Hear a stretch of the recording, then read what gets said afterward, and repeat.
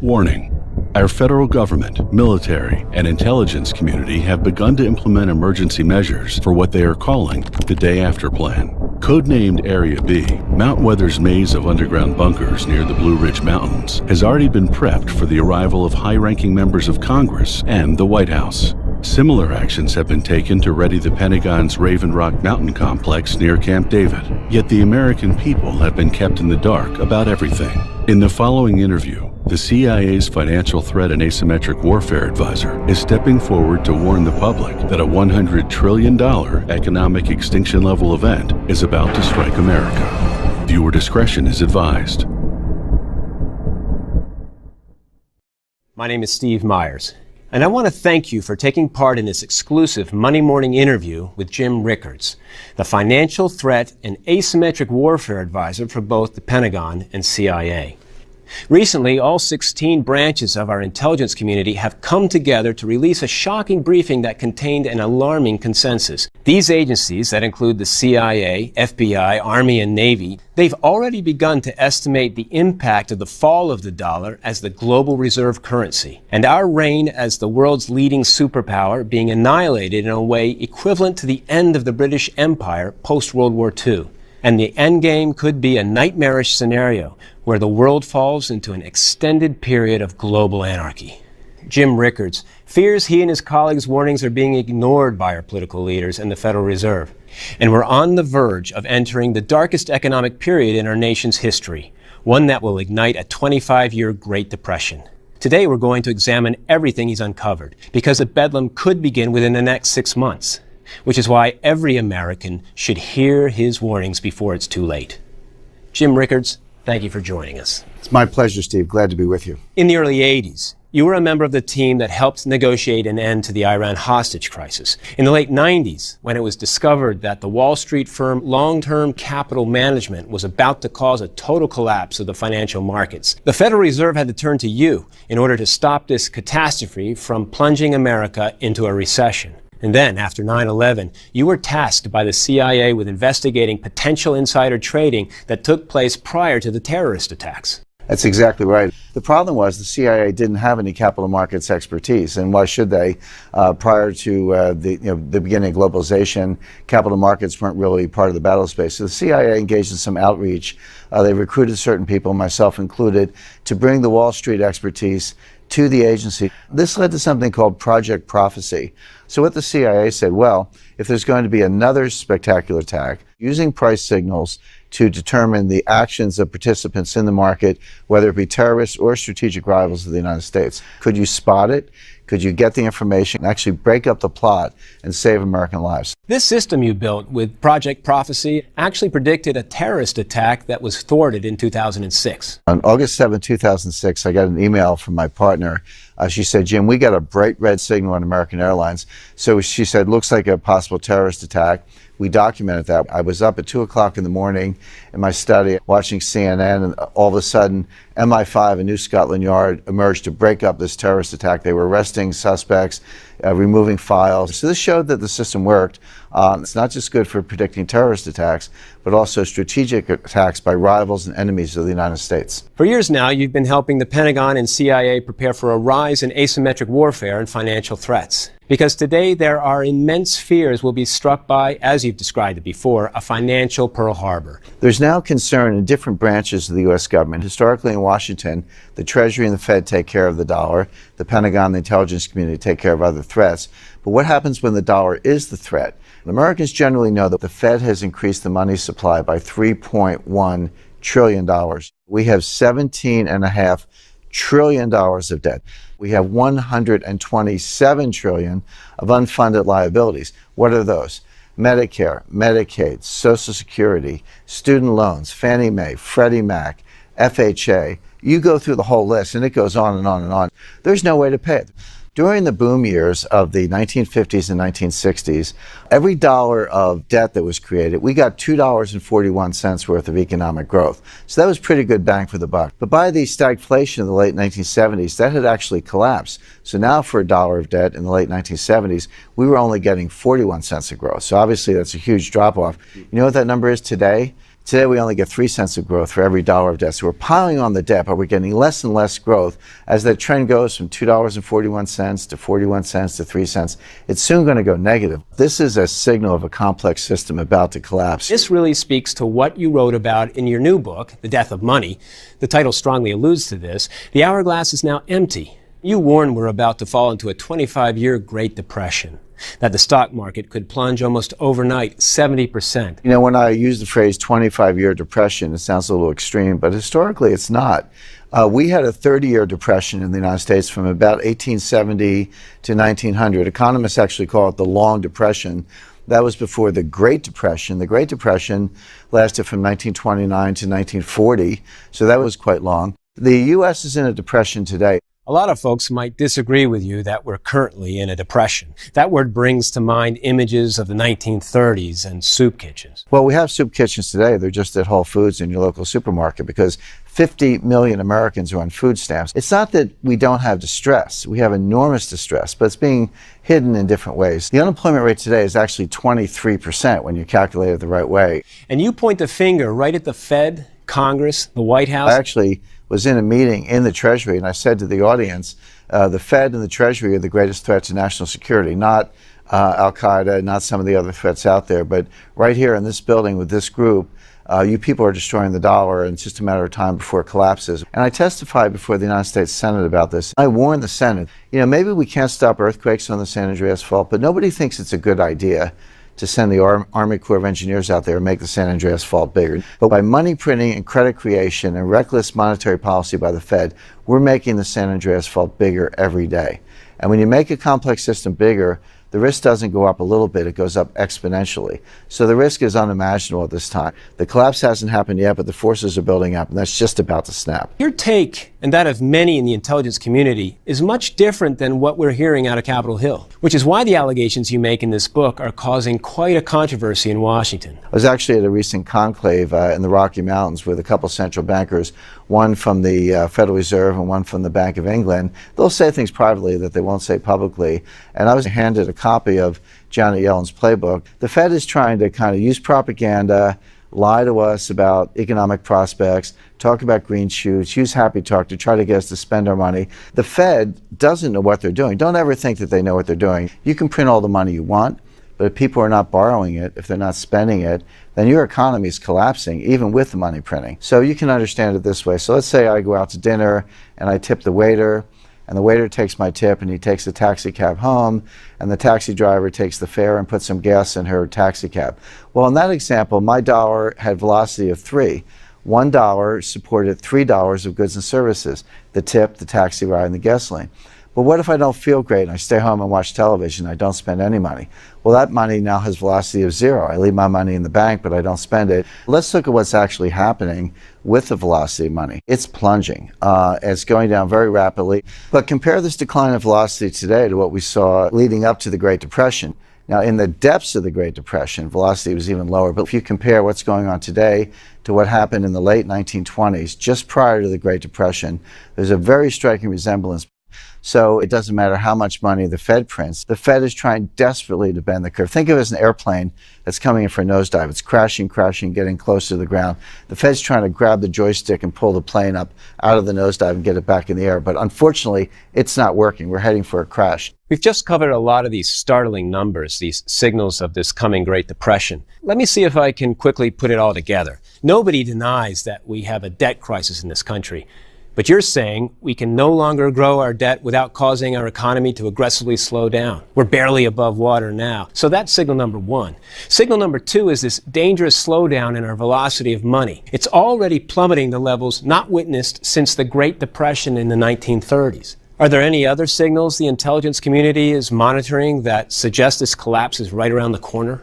There are, Steve. There are a lot of signals out there, and they're very, very troubling. One of the ones I'm watching closely, and I know people in the intelligence community focus on also because it covers so much ground, is called the misery index. The misery index is when you take the unemployment rate and you take the inflation rate and add them together and then just sort of chart that. You look at the misery index today compared to the period of stagflation in the late 1970s and early 80s that Americans remember so well, it's actually worse. This can lead to social instability.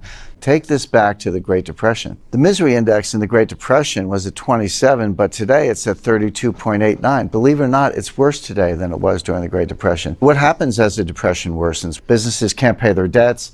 The bad losses fall on the banks ultimately fail.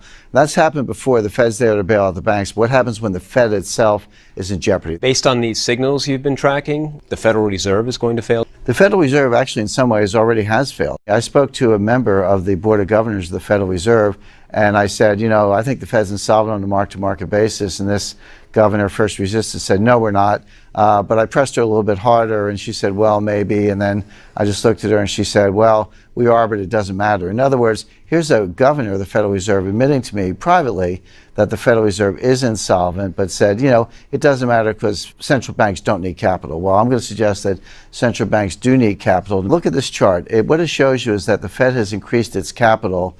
It's currently about $56 billion.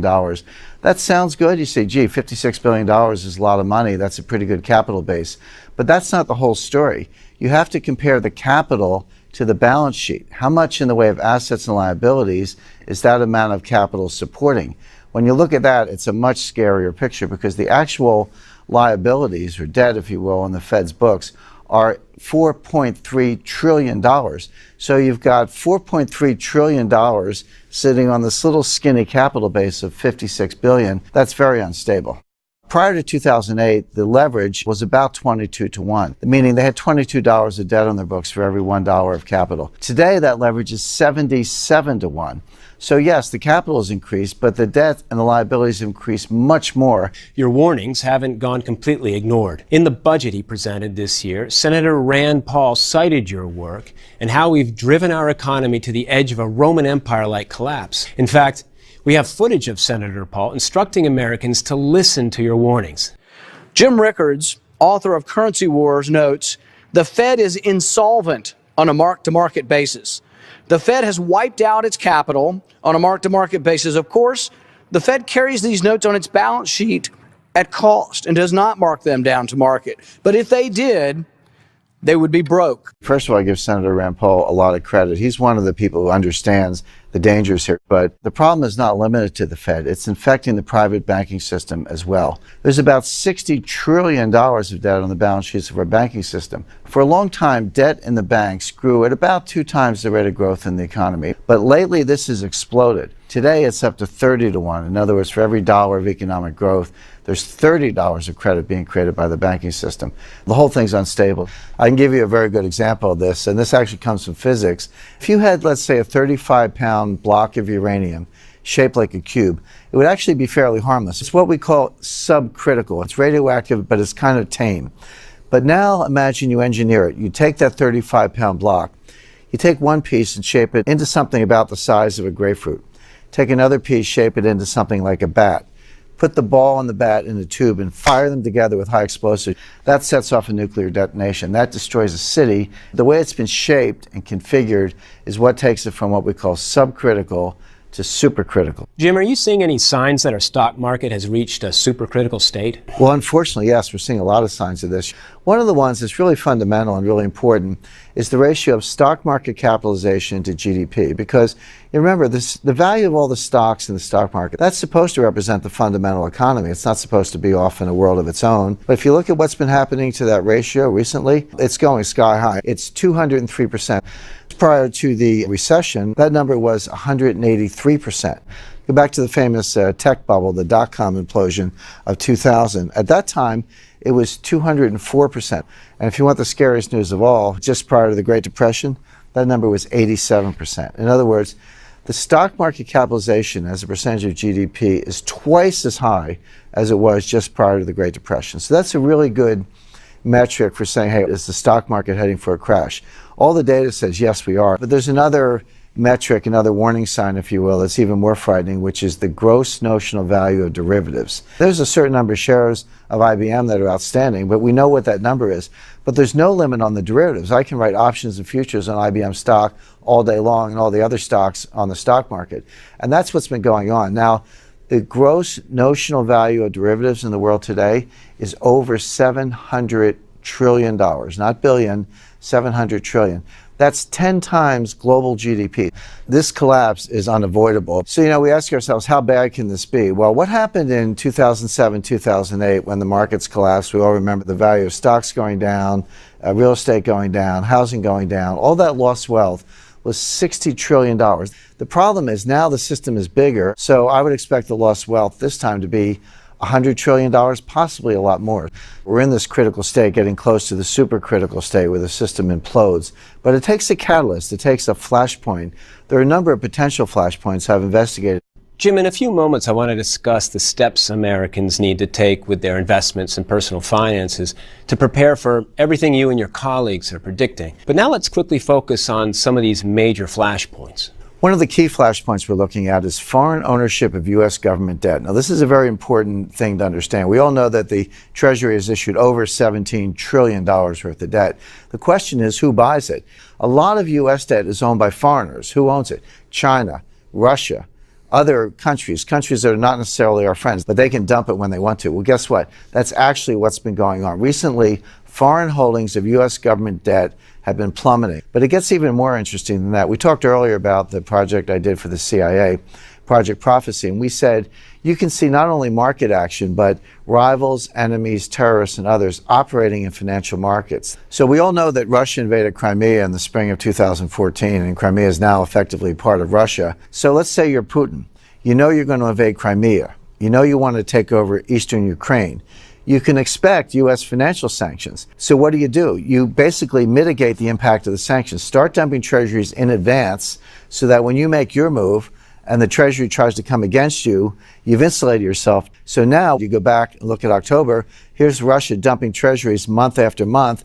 That was a clear signal that they were getting ready to do something to engage in financial warfare against the United States. But guess what? It's worse than that. We know the Russians and Chinese are working together. So is it any surprise that when the Russians started dumping, the Chinese started dumping also? Does the intelligence community have the ability to defend our country in the event that this escalates even further? Believe it or not, there's an intelligence unit inside the Treasury, and they actually have a war room. That tells you that financial warfare is here and it's real. So if the Russians are dumping, the Chinese are dumping, and the Fed's tapped out, who's going to buy all this debt? Well, a mystery buyer has shown up. Recently, Belgium has bought enormous amounts, in the hundreds of billions of dollars of U.S. government securities. So Belgium started loading up on treasuries coincidentally at the exact same time Russia and China began dumping theirs. It's not the Belgians. These amounts are bigger than the Belgian current account surplus. These are not Belgian dentists who are buying these things. Belgium is a front. Could it be the Fed itself? That's the point. Maybe the public doesn't know who the mystery buyer is, but the national security community does. Now, the Treasury, operating through this war room, and the Fed mystery buyer in Belgium, for now, have managed to prop up the Treasury market. It hasn't collapsed yet, but they're not going to be able to keep pulling these rabbits out of a hat. There's a limit. This should be very scary because if the Fed's tapped out, we talked earlier about how the Fed's leveraged 77 to 1. So the Fed's at the limit of what they can do. The foreigners are now dumping treasuries, and if no one buys it, guess what? Interest rates go up. That'll sink the stock market. That'll sink the housing market. Higher interest rates mean the debt gets higher, so interest rates go up some more, so you start a death spiral, and there's no way out of it. An attack on our treasury market is obviously a very serious flashpoint that could ignite this Great Depression you predict in your book. Let's talk about another flashpoint. What I call flashpoint number 2 has to do with the petrodollar. Can you explain what you mean by the petrodollar? It's basically a system whereby oil exports are priced in dollars. Oil doesn't have to be priced in dollars. It could be priced in euros, Japanese yen, Swiss francs, gold. It could be priced in a lot of things, but in fact, the whole global oil market is priced in dollars. And I was actually very close to the birth of the petrodollar system. My first visit to the White House on official business was in 1974 with a small group, about 5 of us.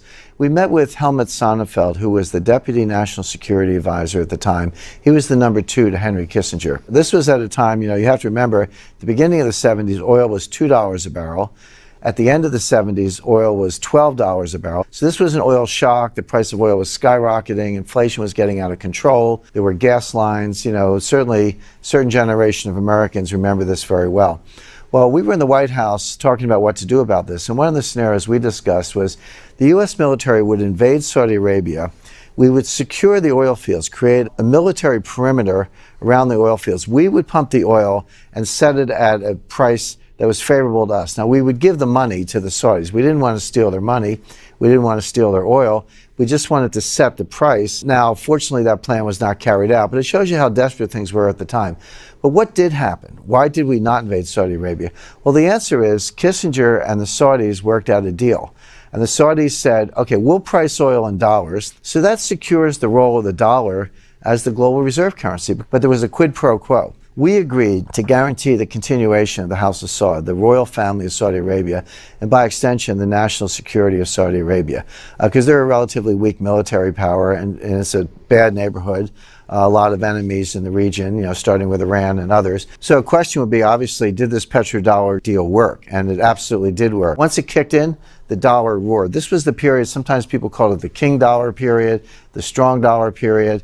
This was after Volcker and Reagan in the 1980s. But this only continued up to a certain period of time, up until around 2000. And then since then, the dollar's been in a decline. So what could cause the fall of the petrodollar? Well, we're seeing it in real time. Think of the petrodollar, or the dollar's role as a global reserve currency. Think of it as a three-legged stool. So here's the stool, and it's got three legs. As long as the legs are standing, the foundation is firm, and the dollar will remain as a global reserve currency. But one by one, those legs are being pulled out. What are the legs? Well, the first one is Saudi Arabia. That was where the petrodollar deal began.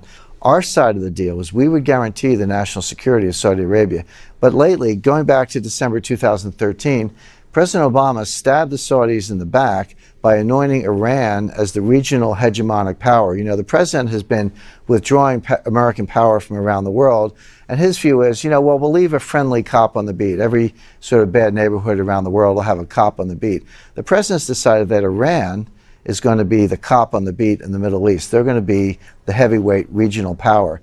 Where does that leave Saudi Arabia? Out in the cold. So now Saudi Arabia is saying, wait a second, you've undermined our national security. You've reneged on your side of the petrodollar deal. Why should we hold up our end? Maybe we'll start pricing oil in gold or euros or maybe Chinese yuan. Because now, increasingly, Saudi Arabia is selling more and more oil to China. So the first leg of the stool has been pulled out. The Saudis are going to back away from the petrodollar because we're no longer guaranteeing their security because we're playing footsie with Iran. Second leg of the stool is Russia. Now, Russia is not a member of OPEC, but they are the world's largest oil exporter, one of the world's largest energy exporters, actually bigger than Saudi Arabia. So even though they're not a member of OPEC, they also price oil in dollars. So they've signed on to the petrodollar deal in their own way. But we're now engaged in financial warfare. Russia's ready to fight back. And this is not, classified information. This is being said publicly. Andrei Kostin, president and chairman of Russian Vnestorg Bank, VTB Bank, it's one of the largest banks in Russia, he recently said, it's time to change the entire international financial system that considers the dollar the key reserve currency. The world has changed. There's another member of the Russian parliament. He said, the dollar is evil. We will sell rubles to consumers of our oil and gas, and later we'll exchange the rubles for gold. If they don't like this, let them not do it. Let them freeze to death.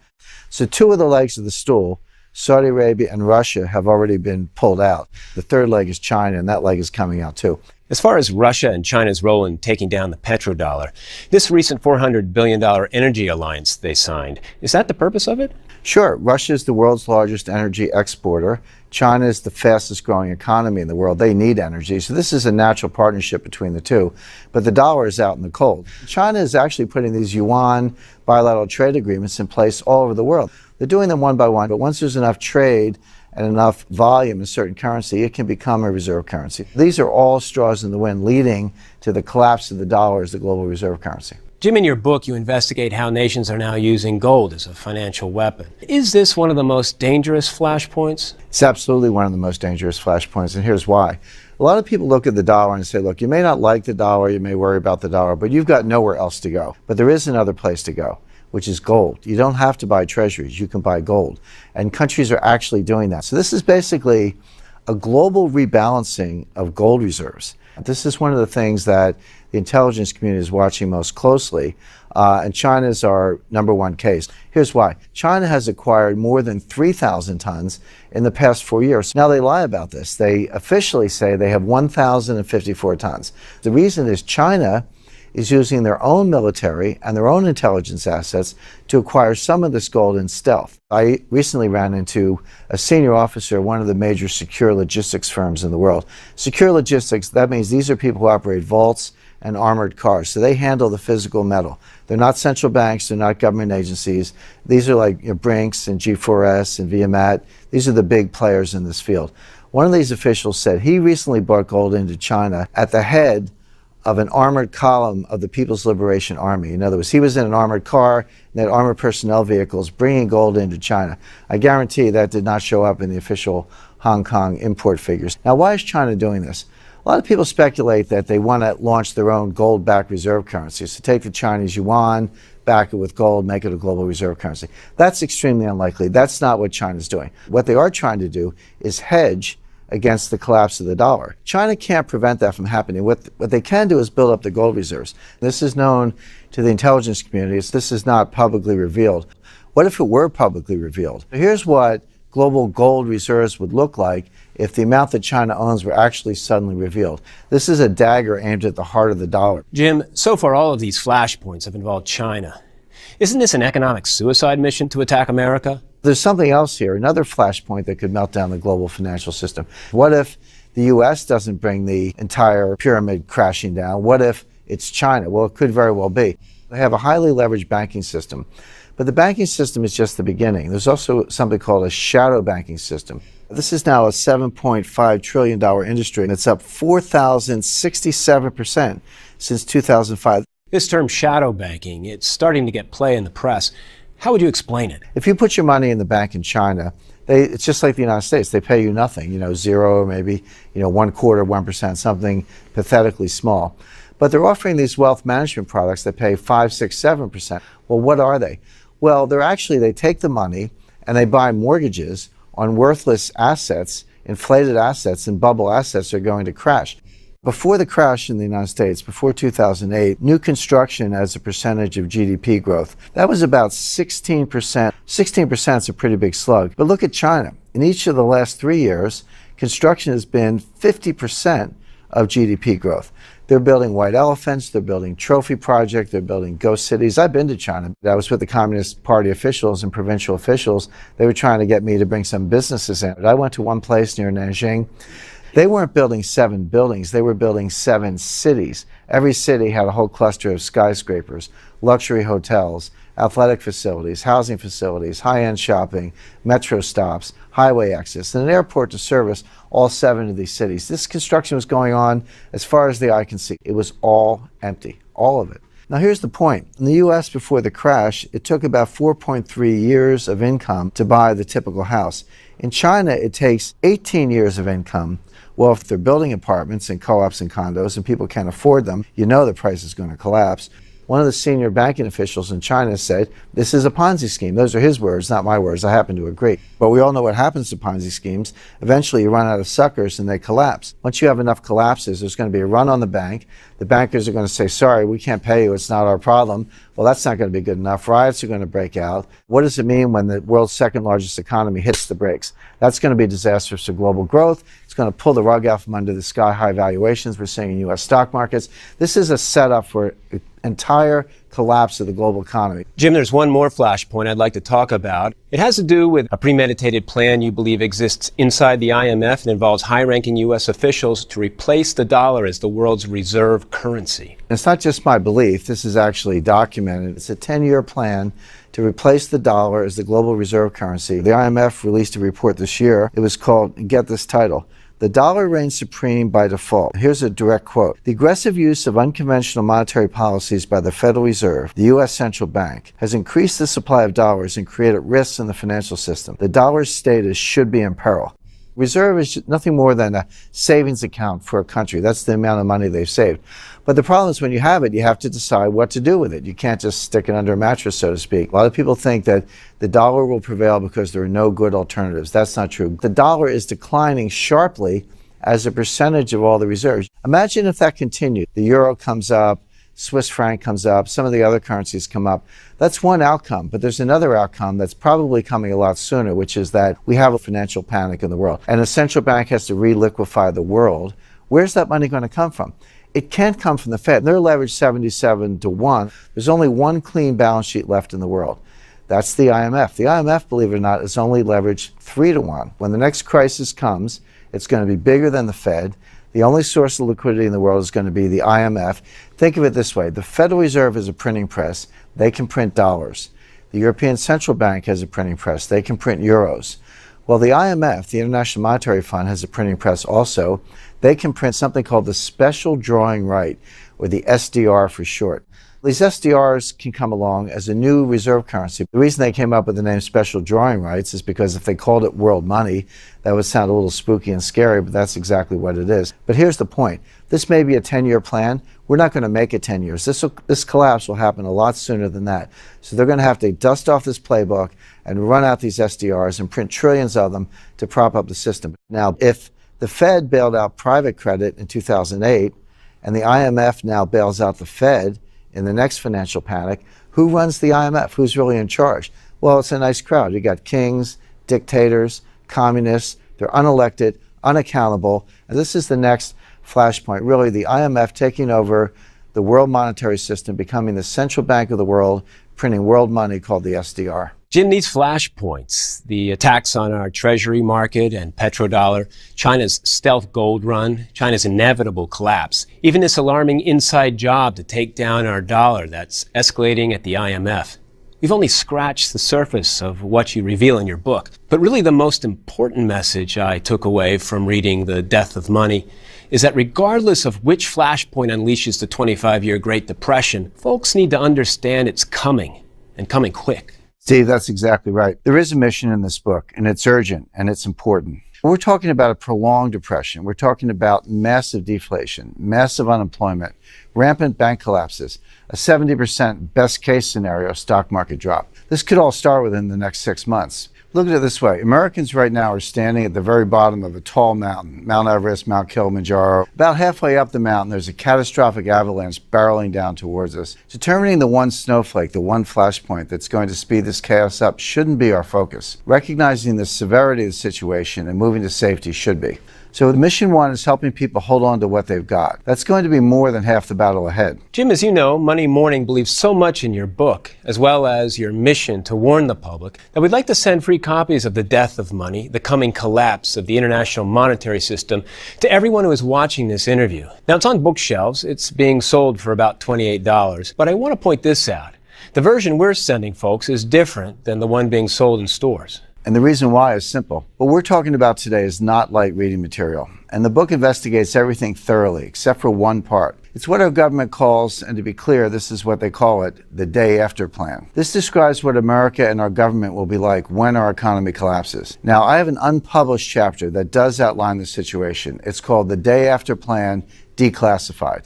I didn't put it in the book that was originally released because it is controversial. The picture I paint is far from pretty. But I am going to include this chapter here because folks watching this interview are more prepared to see this intelligence and these scenarios. You also took another step with this version of the book. You created a 6-part video series you're calling The Death of Money Digital Debriefing. Here's why I put that together. It's impossible for anyone, me or anyone else in my line of work, to give you an exact day and time this collapse will begin. We just know it's coming and coming soon. However, there are crystal clear warning signs that will appear in our economy and in our markets. This is certain. So across this video series, I walk folks through the 7 major signs. I give you the exact signals we're watching. I share the charts, the announcements you'll hear from certain world governments and the Federal Reserve. I examine the flashpoints even further that could ignite this nuclear meltdown in our economy. I explore the secret bubbles nobody is talking about. I share more findings from the intelligence community about Russian, Chinese, and Iranian activities against America. And this is very important. Across this video series, I help folks analyze their investment portfolios and show them how to adjust their allocations accordingly for numerous scenarios that could unfold. Because this is a fluid situation, it's volatile. So I review how much of your portfolio should be in certain sectors of the stock market, precious metals, income opportunities, where folks should be looking overseas to invest. It's a point-by-point examination of each of these areas. Jim, we'd like to rush copies of your book, the unpublished chapter, and this 6-part digital debriefing out to everyone watching. It's part of a bold initiative you're taking on, what you're calling Project Prophecy 2.0. You helped lead a CIA mission called Project Prophecy. The goal was to identify the signals in the financial markets and economy that threatened our country. With this relaunch of Project Prophecy, Here you're applying this same methodology to helping everyday folks build this unbreakable wall around their wealth. Let's talk about what you've created. Steve, I realize much of what I've revealed today is a shock to the system. America is facing one of its darkest periods. There's no escaping that. And some of the measures folks are going to need to take to protect themselves may be outside their comfort zones. So I'm going to take a hands-on approach here. My book, the unpublished chapter, and digital debriefing will give them the big picture. But folks also need to know the exact investments to target and the ones to avoid. They need to rethink how they handle their personal finances. To help them, I prepared a set of intelligence briefings. The first is called the Project Prophecy Wealth Defense Blueprint, the 4 directives. And with each directive, I have specific investments targeted. Let's examine each of them. Directive number 1 is seek shelter from the dollar's fall. The next time the dollar falls, it won't be the first time. The dollar almost collapsed completely in the late 1970s. Between 1977 and 1981, a 5-year period, cumulative inflation was 50%. If you had insurance, annuities, any kind of fixed income, retirement income, savings in the bank, you lost half your wealth in a very short period of time. What we're talking about now could be a 70 or 80% collapse, maybe even more. The best way to handle the dollar's fall, and this is what I focus on in the briefing, is to invest in the euro. What people have to understand, the euro is not an economic project, it's a political project. And if the political will is there, directed from Germany, the euro is going to hang together. We have a chart actually showing the euro's rise against the dollar. So just imagine all the talk about the collapse of the euro, and yet the euro is actually getting stronger. And by the way, everyone knows that the United States has 8,000 tons of gold. Well, Europe has 10,000 tons of gold. Europe is the largest gold holder in the world, so they actually have the gold to back up the euro. Now, you don't have to open a foreign bank account to invest in the euro. In this Project Prophecy Wealth Defense Blueprint, I'm recommending a specific fund that rises twofold as the dollar falls against the euro. This is a very strong defense play because you are getting twice the return from both the dollar's fall and the euro's rise. So walk us through the second directive in this briefing. Always have an insurance plan for a market collapse. The stock market's going to fall 70%. Now, does that mean you shouldn't hold stocks? Folks should make that decision for themselves, but there are ways to use the market itself as a safety net. I'm recommending we target the sector that will experience the most severe consequences of this collapse. The financial sector, the companies that are holding all these toxic derivatives. These are going to fall harder and faster than anything else. So I examine a specific fund in this briefing that is heavily weighted against the financial sector. It rises 3% for every 1% the financial sector pulls back. So 25% pullback, that's a 75% return from this fund. If it falls 70%, now you're looking at a 210% return. What this fund allows you to do is use a small amount of capital to multiply your protection against a market crash. It's excellent insurance. So take us through the third directive. Directive number 3 is a common sense idea. Invest in what people can't live without. When America experiences this worst case scenario we are predicting in the intelligence community, people won't stop needing food. They won't stop using energy. They won't stop using essential goods and services.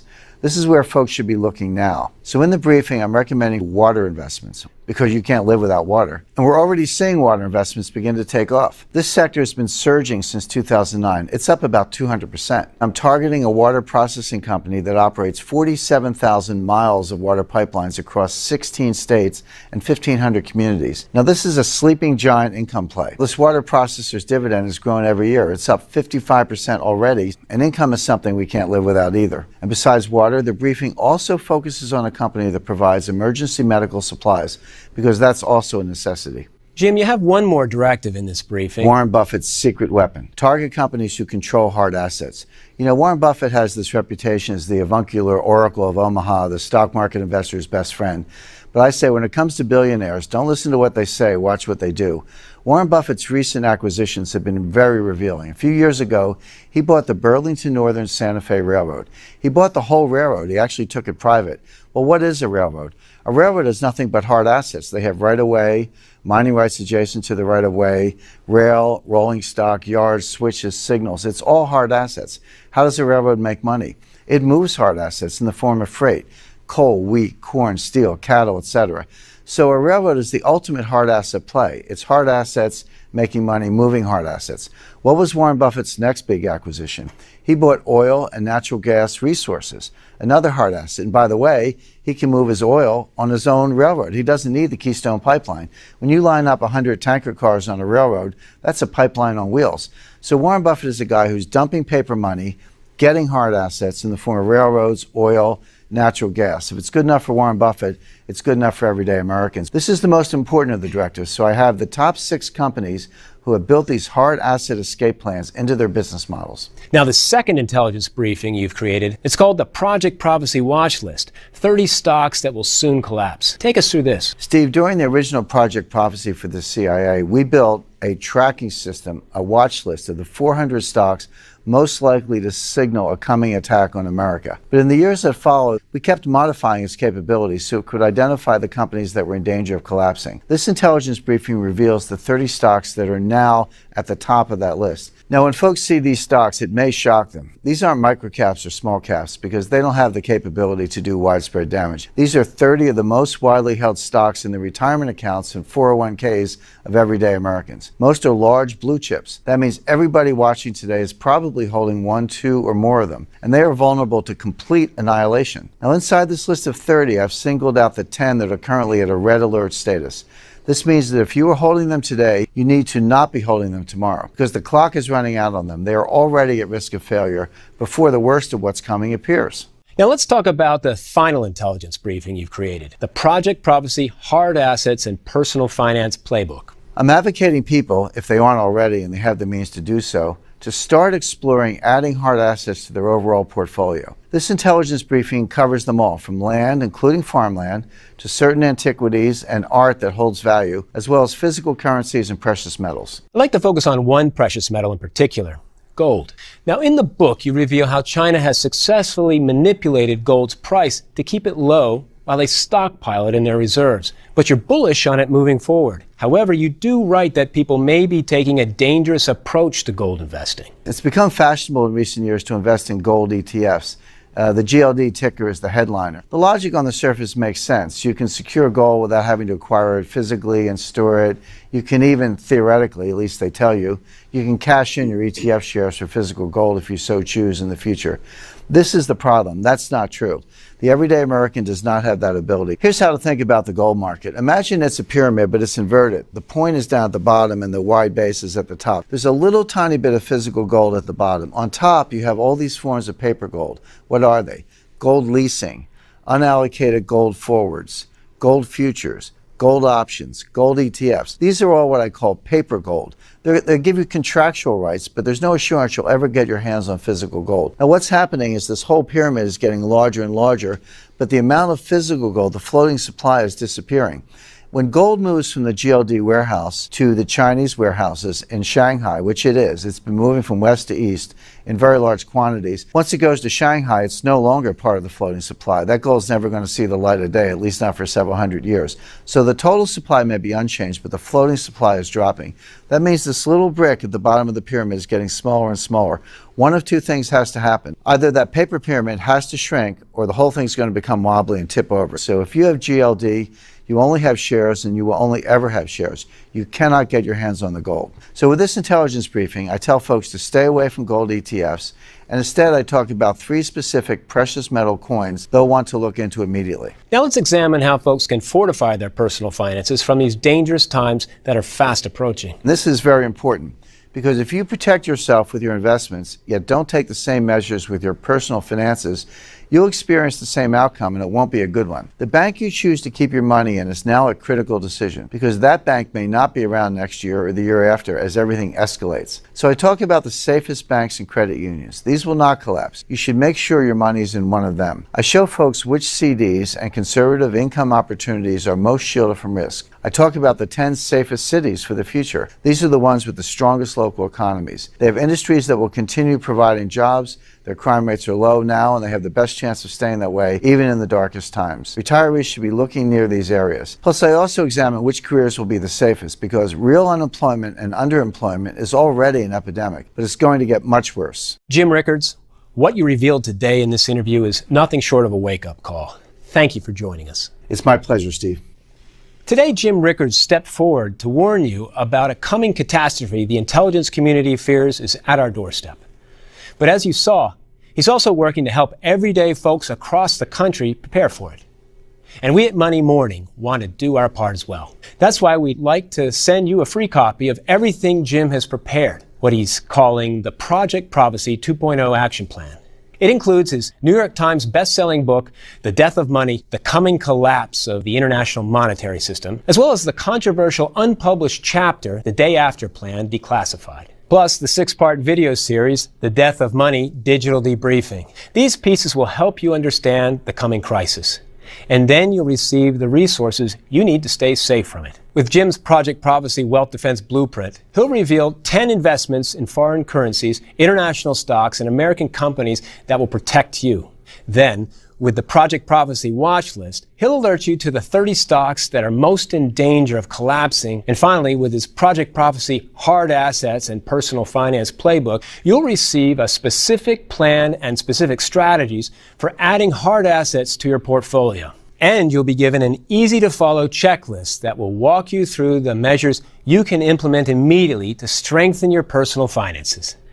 There's a button below this video where you can learn how to claim his Project Prophecy 2.0 action plan for free. And I strongly suggest you do so, because if Jim and his colleagues at the Pentagon, CIA, and across the entire intelligence community are right, there isn't much time left to protect yourself. I want to thank you for joining us today. I'm Steve Myers. Stay safe.